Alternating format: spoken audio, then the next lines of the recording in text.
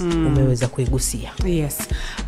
Jana bwana iko tarehe 26 Novemba, kuna mkuu wa polisi wa wilaya ya Chunya mkoani Mbeya alitoa onyo na angalizo kwa wauzaji wa mafuta. Hasa kwa maafisa usafirishaji. Wamekataa kabisa kuaida hiyo jina lao. Hapana, walisema bana wapewe hadhi kwa sababu ya shughuli ambao wanafanya. Unajua wanatuhamisha kutoka sehemu moja kwenda sehemu nyingine. Shughuli muhimu sana. Mambo ya logistics sana.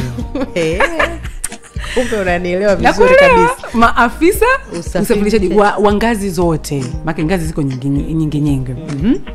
Kwa hiyo alitoa angalizo kwa wauzaji wa mafuta katika wilaya hiyo, wilaya ya Chunya huko, na akiwataka kutokuwauzia madereva wa bodaboda, yani maafisa usafirishaji mafuta yanayozidi lita 1.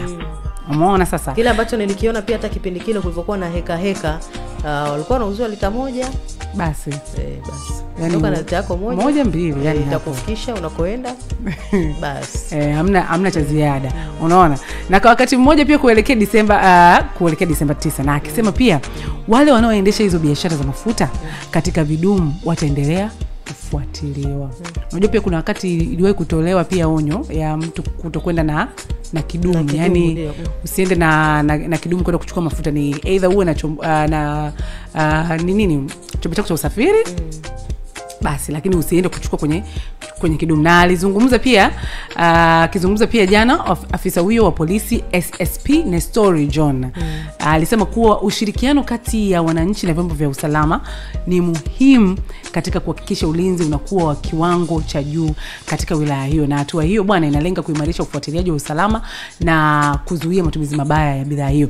Hayo ndio alikuwa anasema yeye. Na kuna clip yake hapa tuko nayo akiwa anaongea kuhusu ilo tamko lilikuwa amelitoa kabla ya vitu vingine. Nataka tusikilize hii tamko alafu turudi sasa kwa ajili ya mambo mengine.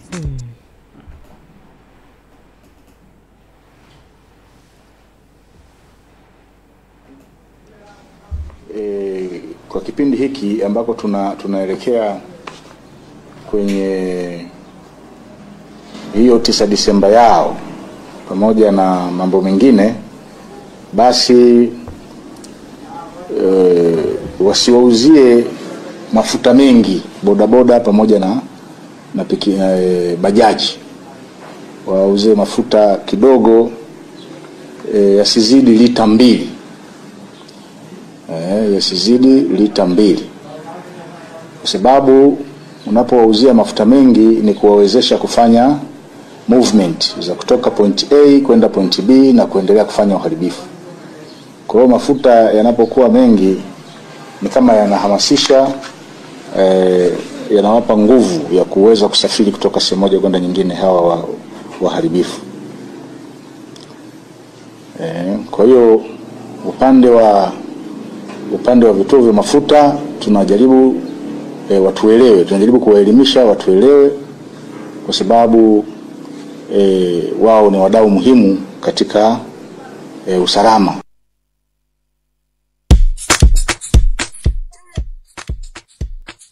Umemsikia hapo wakati anaongea. Akawa anaongea anasema hivyo.